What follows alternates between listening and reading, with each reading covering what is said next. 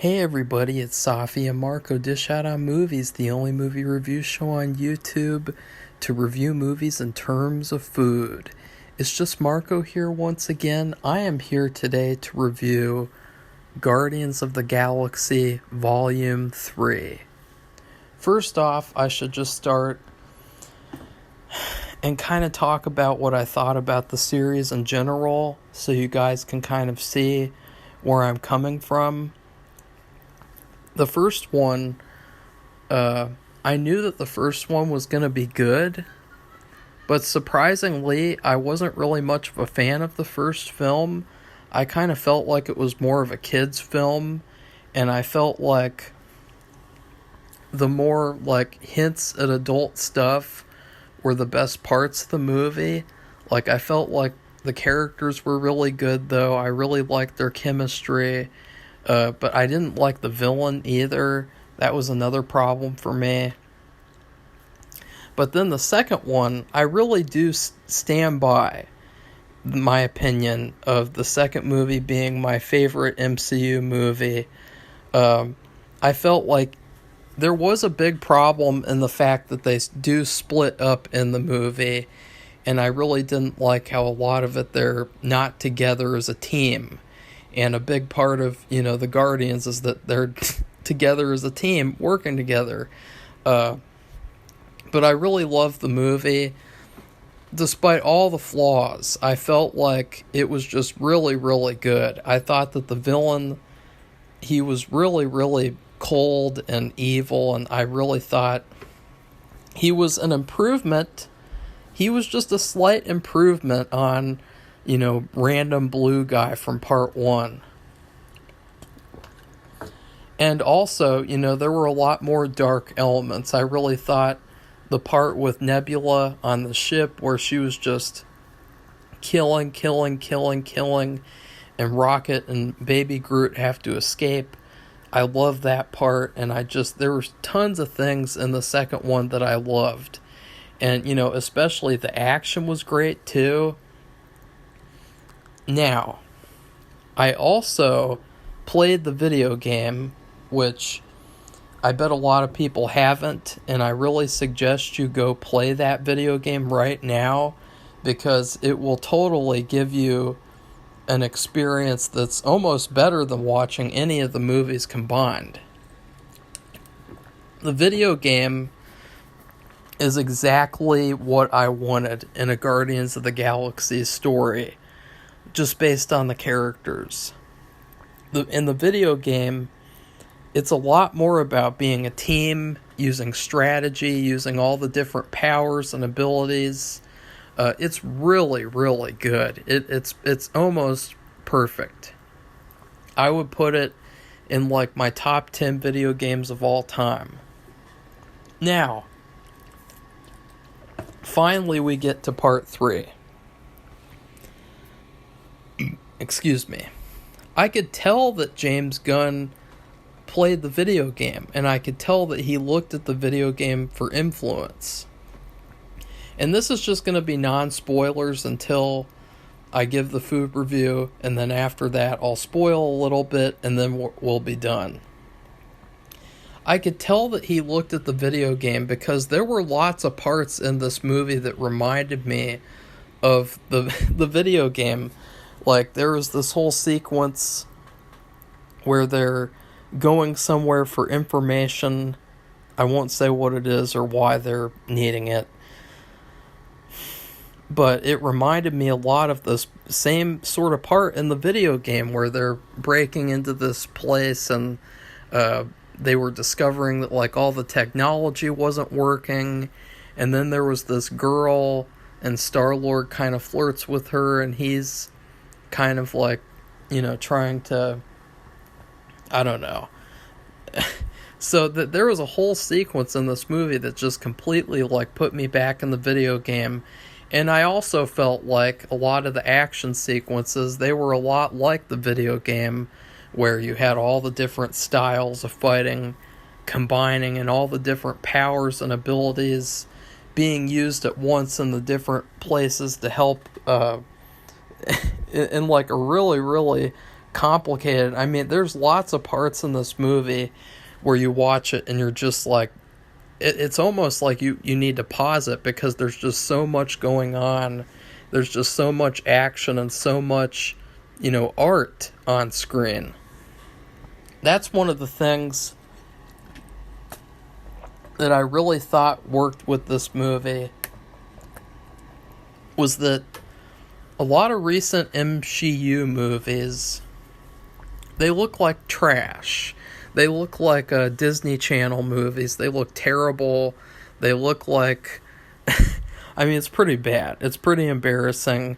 This movie actually looks like a movie. It actually looks like a real MCU movie back when it was the MCU.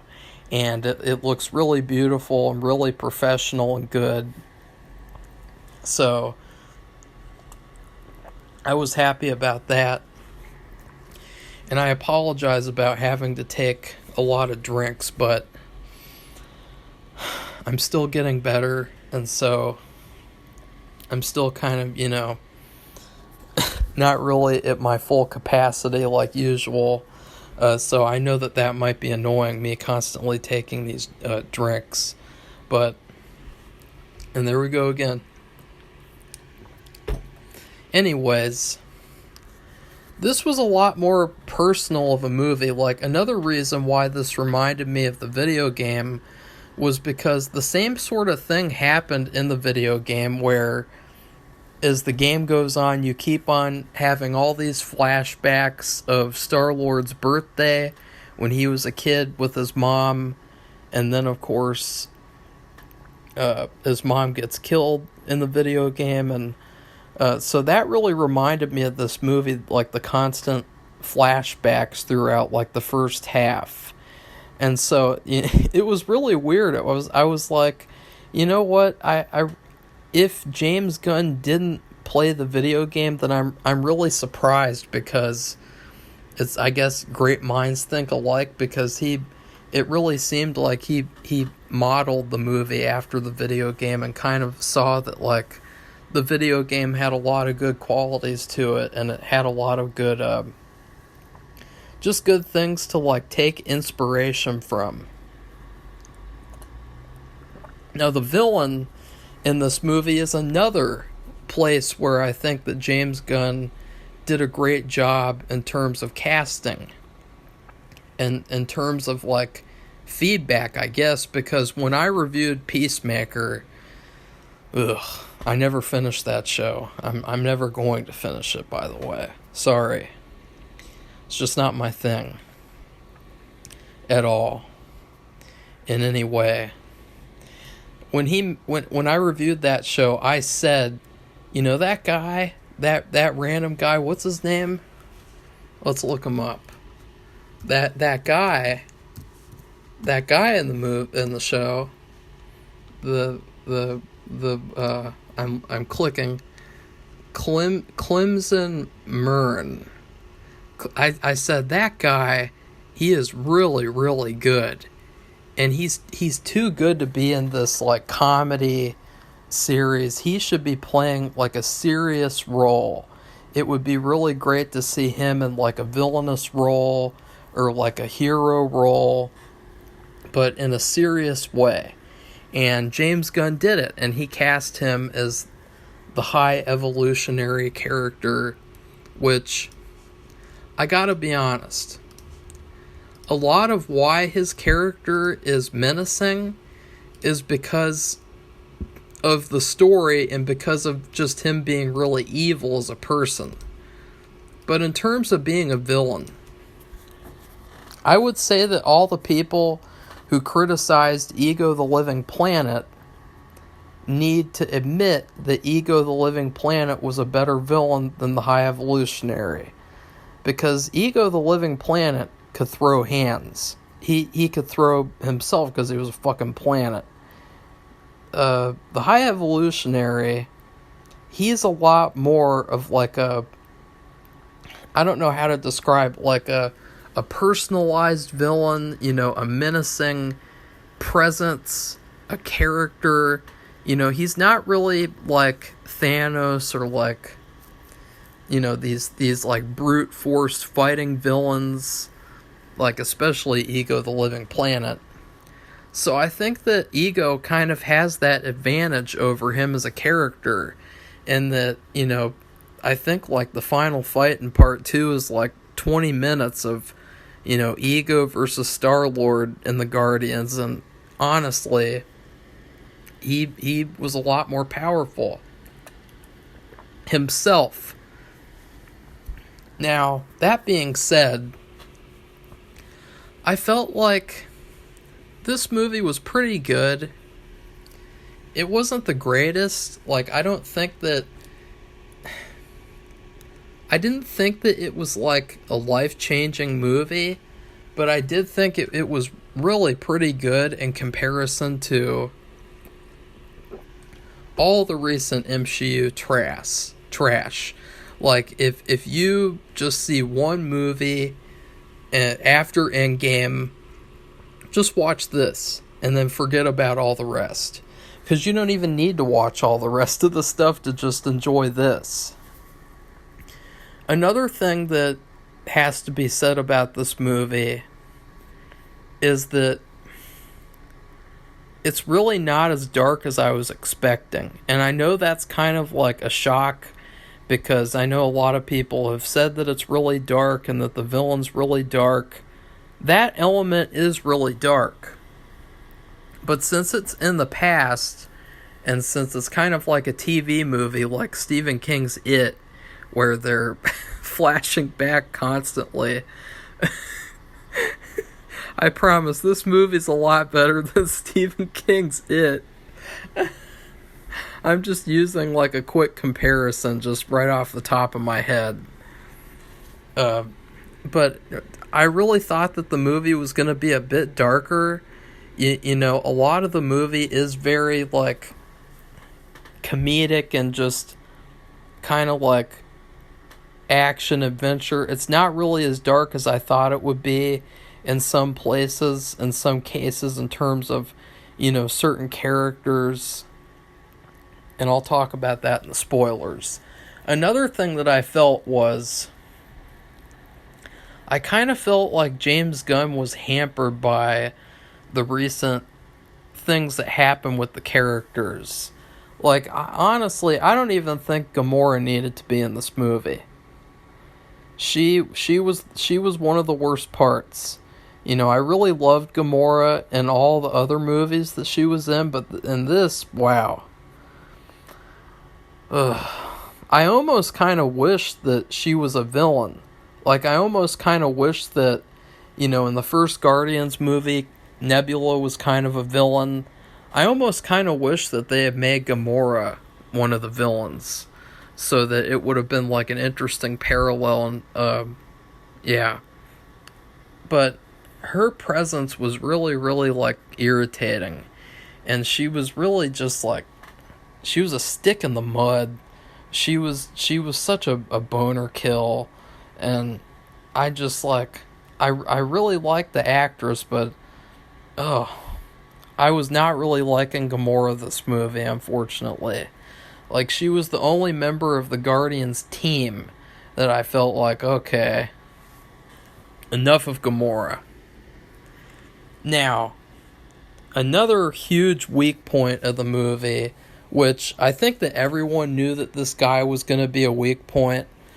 I didn't really know he was going to be this much of a weak point, though, to the point of where his presence in the movie is almost kind of like a joke, an afterthought, and that is Adam Warlock. Wow.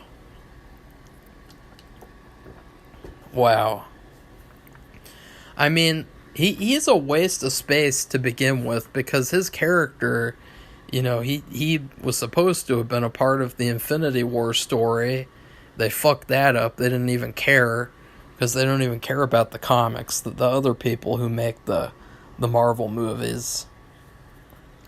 And now he's just kind of there. Like, he comes into this movie, the first opening sequence, and it's like, ooh. And then after that, it's like, just like constant train wreck after train wreck with any scene that he is in. And then it ends with, like, the ultimate, like, oh, now I know why. Because James Gunn originally said that he just put Adam Warlock in the second movie as, like, an Easter egg, which I thought was, like, really weird. Like, I don't know why anyone would consider Adam Warlock an Easter egg when they're doing the Infinity Saga. I mean, that's just, like, that's, like, mind-boggling.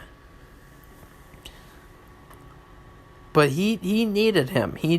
And that was one of the most biggest flaws of this movie, was that it felt like characters were there when he needed them to be there.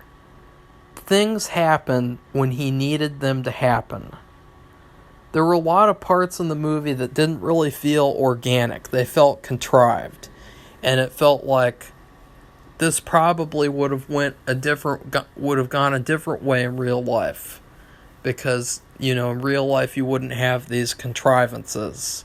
But there were some believable parts, but a lot of the stuff in the movie was dependable on just having these characters who happen to know these things and happen to be able to do this and that. I felt like that was one of the biggest flaws of the movie. I didn't feel like it was too long. I felt like it was at a perfect length. Like, it had good pacing. It was very good, like, in terms of being sci-fi. There were a lot of cool creatures and planets and places that they go. And I don't know what else to say without spoiling, because, you know, if I could talk spoilers, I would just be like... I guess the question is it a good conclusion to Guardians of the Galaxy? I don't think so. I really don't think so. I felt like this was a great, like, rocket-focused movie in the Guardians series. But as a conclusion, I really didn't feel like it was a conclusion. Like, and I know that that's a terrible thing to say because, you know, I did like the movie. I mean, I do think so far it is the second best movie of the year behind John Wick Chapter 4.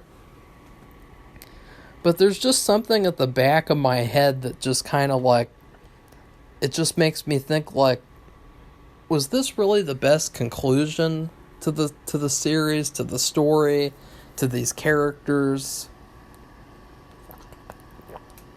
It had it was weird, like, it was the same kind of thing in Infinity War, where, I mean, not Infinity War, Endgame, whatever the fuck. Where at the end of Endgame, it felt like they were just ending that movie so that they could begin all these other stupid projects like Slut Hulk and Thor 4 piece of shit and all that crap. It felt kind of not really like that in this movie, but it just kind of felt like, I don't know, like, I don't know. There was a weird feeling at the end where I kind of felt like, really? This is the ending that he was going for all along? This is the ending that, you know, he's like, you know what? I'm done with Guardians forever. I did my Guardians trilogy. Like, it didn't really feel like that to me. It felt like, I don't know. I really don't know. It was a weird ending. It was a very strange ending. You know, part 2 had such a heartbreaking, sad, painful ending, and it was also heartwarming at the same time when they did the funeral at the very end. This movie did not have that same impact that part 2 had. Part 2 just completely, like, punched you through the chest and grabbed your heart out like fucking Rambo and Rambo 5. part 3 kind of just felt like what if you got to hug Winona Ryder? Like, what if you just gave like a big warm hug, and like that's the end of this movie? So I will warn you, like, if you're expecting like some triumphant ending where like they battle to the death with fucking Thanos like in Endgame, you're not really gonna get that. You're gonna get something that's like a bit of like a different experience. And I'm not giving anything away in terms of like living and dying. I'm just saying, like, in terms of it's different. It was different than what you'd expect in terms of that. It is one of the better MCU movies. Like, I would say that it deserves to be like in the top 10, maybe near the top 5. And that's really good. I guess, I mean, I'm kind of sounding like I didn't like it, but I did. I thought it was pretty damn good. I'm just having trouble too. I think another big thing is rewatch value. I don't really know, like, if I would jump to rewatch this movie again in the near future. Like, I'd rather just go watch the second one, or play the video game, or maybe even the first one.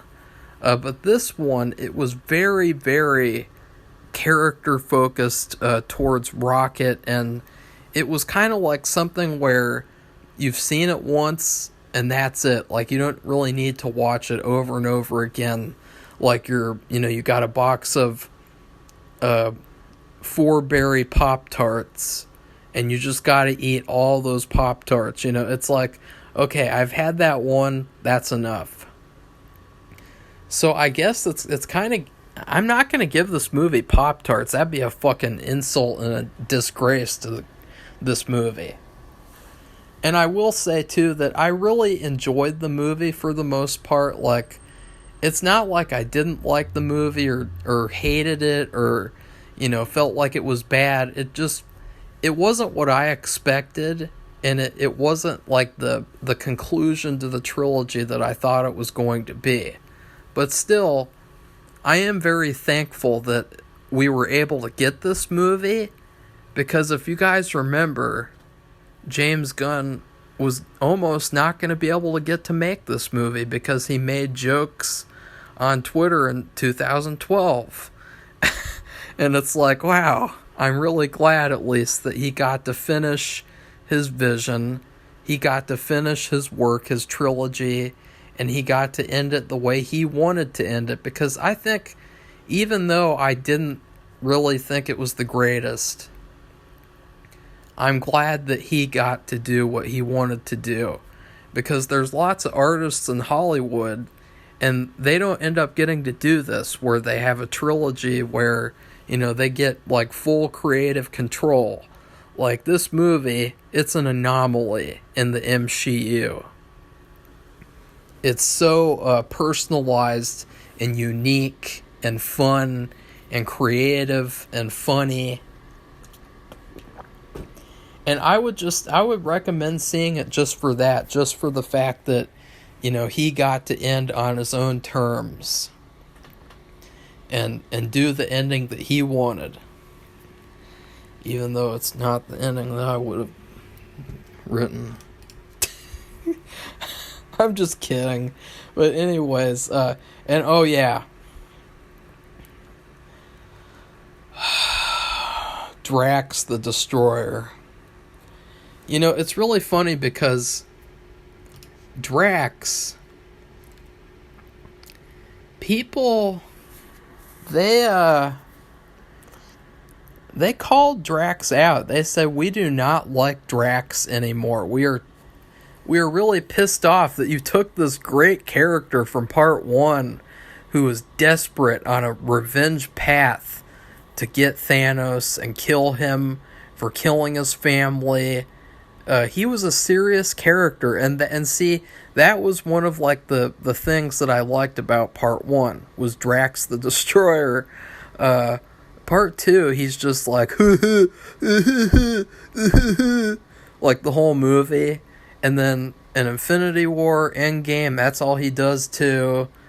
And it's like, okay, he never got to go up against Thanos because, they just turned his character into a joke. And the surprising thing in part 3 is that they lean into him being a joke. They almost make that like it's his character trait, and like, oh yeah, he's a joke, but he makes us laugh, he makes us feel good. He's a good guy. It just felt like such an insult to the character that after that part 1, that brilliant, he was really a great character in part 1, but after part 1, this is where he's at now, is that we've accepted that he's a joke. I thought that was kind of sad. I really wish that he would have gotten a better character in this movie, like more badass moments, more cool moments, more moments where he wasn't just a joke. Like, he did a couple of things near the end, and then they kind of pretended like that was like an amazing accomplishment that he did. I guess it is, if you're like being really nice about it. Oh yeah. Well, I guess I'll talk about that in spoilers. Never mind. I just thought of something I wanted to mention about Star-Lord. And I will say too, like, another thing is, even though this is supposed to be Rocket's movie, it's supposed to be like Rocket-centric, I can't be the only one. I felt like this was Star-Lord's movie. I felt like Star-Lord stole the show. He was just badass from start to finish. He was constantly doing whatever he needed to do to get the job done. He was really on another level in this movie, which was another thing where it reminded me of him in the video game, where he was also just like this in the video game. Anyways, my food review, I gotta say, this movie, it reminds me a lot of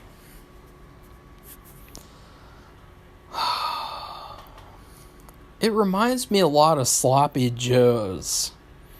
Like when you're a kid and you have a Sloppy Joe dinner, and you have a Sloppy Joe with a little bit of macaroni and then some like green beans or peas and then a drink. That's kind of what this movie reminds me of. Like, it's a good time, it's a good meal, it's a good filling dinner. But is it like a great, impactful send-off? I don't think so. Like, the meat of this movie was Rocket, his backstory, the High Evolutionary, all of that. And that was really good. And so the Sloppy Joe, let's just pretend that like it was a family recipe that was handed down from generations and generations. It's really tasty, it's really delicious once again. But then when you zoom back, if you just zoom out of that Sloppy Joe and you look at this, if you look at the plate, you think to yourself, is this the best dinner? Is this the greatest dinner out of the 3 dinners of these movies, of part 1, part 2, part 3? And then you look back at part 2. I can't remember what I rated part 2. I can't remember what I rated part 1 either. When you look at those, it's kind of like, I want to have part 2 dinner again.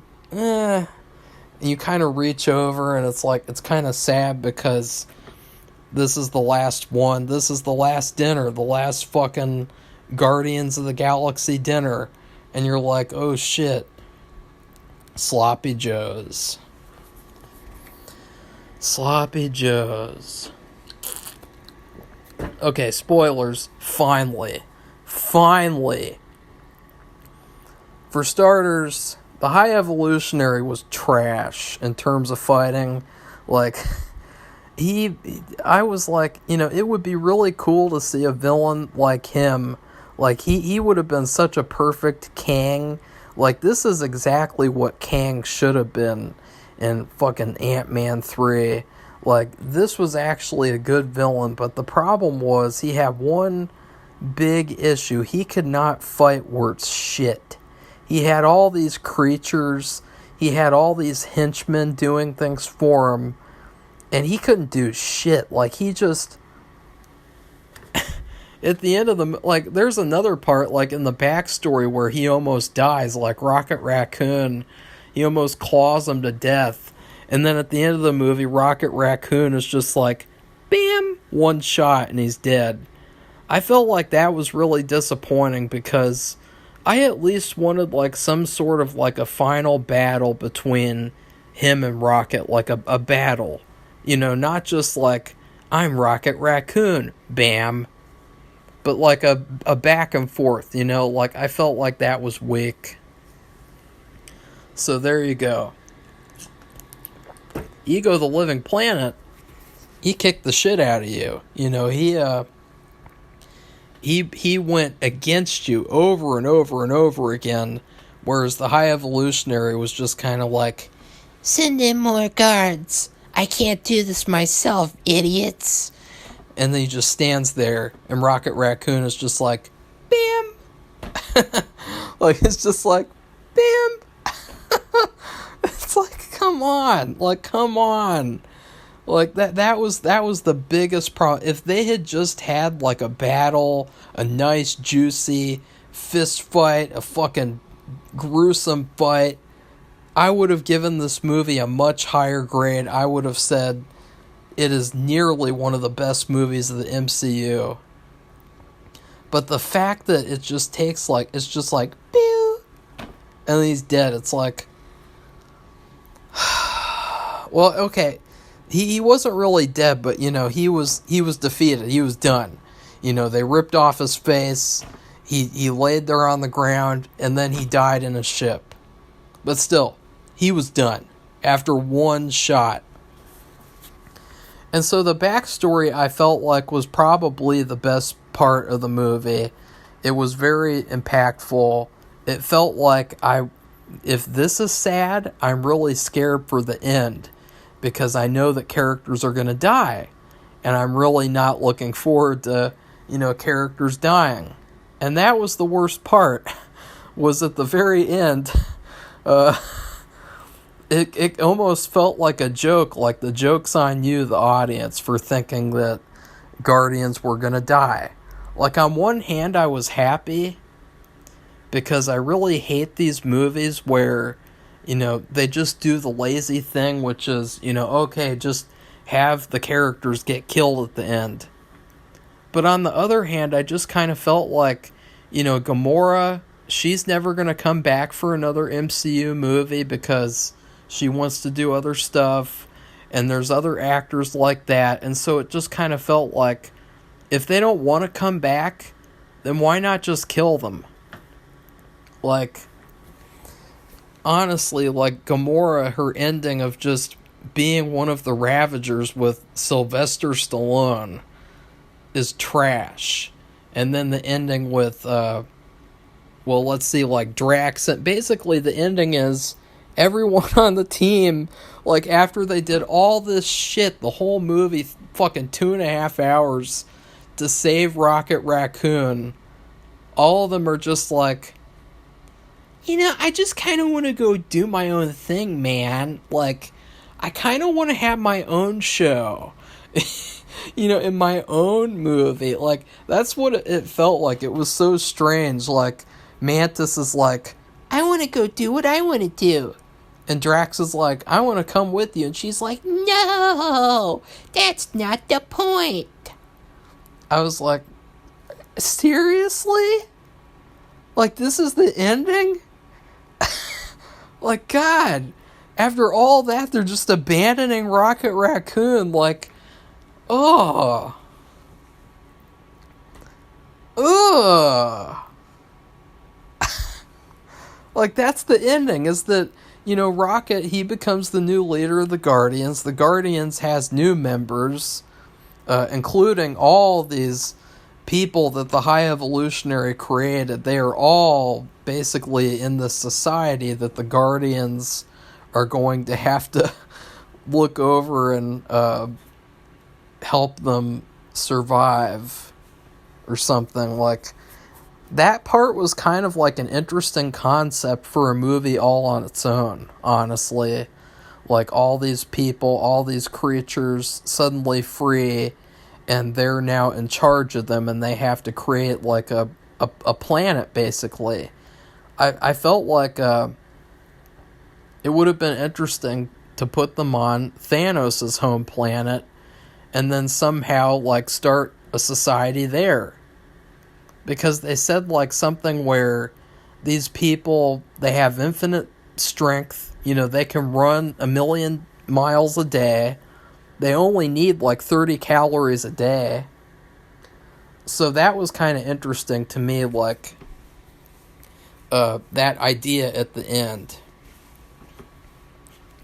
Another thing was, I really felt like Star-Lord stole the show, because like the whole movie, like every single time, like it felt like he did the coolest stuff. There's this part where he comes across this bad guy, and he needs this component in his head, and he's like, I'm not going to kill you yet, or something like that, and then he just runs and charges at the bad guy and jumps out the window with him. And I thought, like, wow, he is really savage, this movie, Star-Lord. There was another part, too.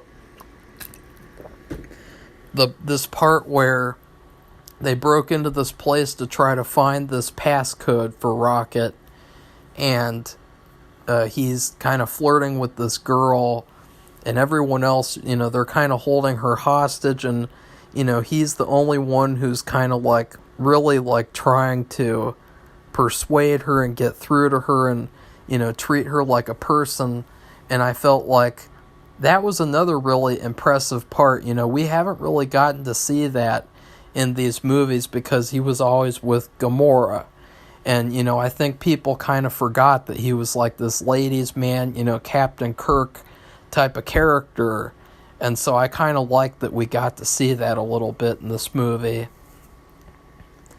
And honestly, like, I thought too that Star-Lord and Nebula have some really good chemistry. Like, really, really good chemistry. It almost kind of feels like Black Spider-Man, when Black Spider-Man gets together with Black Cat, and in Spider-Man Web of Shadows, the video game. But then when he's Peter, he gets together with Mary Jane. I kind of felt like Star-Lord and Nebula ending up together wouldn't have been such a bad idea.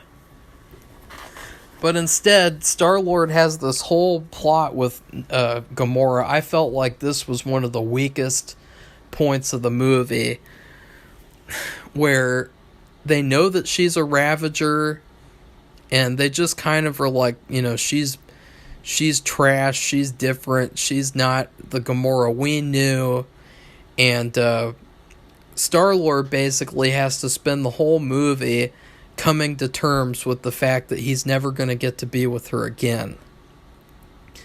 And it just felt like she didn't even need to be in this movie. Like, if she's not going to be with him, if he's going to have to move on and do what he's going to do, why even have her in this movie? Like, it was the ultimate pointless thing. She did not need to be in it. It was a huge waste. In fact, I felt like Thor piece of shit 4. Thor 4 was supposed to have the Guardians in it, like the whole movie. If they had this Gamora plotline in Thor 4, It would have been a lot better, like, get that plot out of the way. And then in Guardians 3, just focus on the good plots, the stuff with the High Evolutionary and all the stuff that happens other than, Gamora being like, I'm not Gamora anymore. I'm not who I was. Wah. So, another thing was Adam Warlock. He does jack shit this movie, and he's really, like, lame-o. It's like, this guy's trash, and it's really sad because his character in the comics is so OP, and it felt like kind of an insult that his character was used in this way, and the kind of the reason is that he's still growing up, he's still honing in his powers, his mom is really controlling, and he's trying to escape her influence and everything, and he was just trash though. But then at the end of the movie, Star-Lord almost dies, and I thought that was a very impactful moment in the movie. It could have been if Adam Warlock didn't save him, but Adam Warlock saves him, and it just felt like, wow. He really just put Adam Warlock here because he needed somebody to save Star-Lord in this one scene. That's the truth. And then, trying to think if there's anything else. Oh, the music was really, really good. Like, the music was fantastic. If we were just grading based on the music, this might be the best music score soundtrack to in the whole MCU. In all of the Marvel movies history, this might be the best. I think that's it. I think that's about... Oh, okay. At the very end, Star-Lord goes home to visit his grandpa, I believe, and I just don't... That did not feel like... I don't know, like... I wish that I could have felt the emotion that James Gunn felt when he wrote the script, but I just didn't. I just felt like this ending, like the ending, spoiler alert, well, we're already in spoilers. Nobody dies. Fucking Star-Lord, Mantis, Gamora, Rocket Raccoon, Drax, Groot. None of them. None of them. I think another issue that kind of hurt the movie a little bit in terms of this being like Rocket's movie is that he really wasn't in this movie very much. Like, he's in the movie for like 30 minutes at the end, but like the whole movie basically he's on the operating table because he needs help. He needs a passcode to help get through this kill switch to heal him. And I felt like if you really wanted this movie to be a Rocket Raccoon movie, he should have been in more of the movie to do more cool stuff. Because honestly, out of everyone in this movie, I'll say it again, and I promise it'll be the last time I'll say it, this was Star-Lord's movie. Star-Lord stole the show. Anyways, I am going to rank the movie now. So, let me just I'm on Letterboxd. Guardians 3. Now, it's not going to be near the bottom at all. Like, I know I sounded like I didn't like it or something, but I promise. Let's see. No. I'm having trouble putting it above or below Deadpool, but it's basically right near the top 10 if we're counting all the alternate universe stuff. But in terms of the regular MCU stuff, let me rank the top ones now. Number 1, Guardians 2. Number 2, Winter Soldier. Number 3, Iron Man. Number 4, Civil War. Number 5, The Avengers. Number 6, Doctor Strange. Number 7, Guardians of the Galaxy 3. So if we're just looking at pure MCU movies, I would put Guardians 3 as the number 7th best MCU movie. Anyways, please like this video, comment, tell me what you thought of the movie, because I know a lot of people are probably going to say it was perfect and they really loved it, and I'm glad, because at least you thought it was perfect. And I hope people thought it was a good ending too, because I don't know, like, I just don't even see how you could picture this movie as an ending. Like, it just felt like another chapter in their story. It didn't really feel like a conclusion or like a send-off.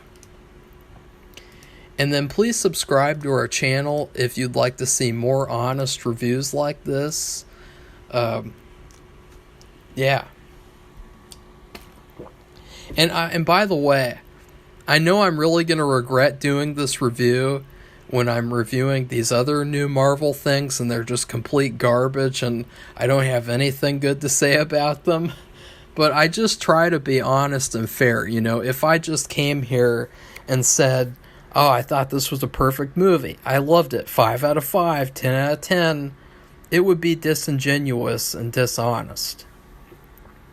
So, goodbye everybody, see you soon.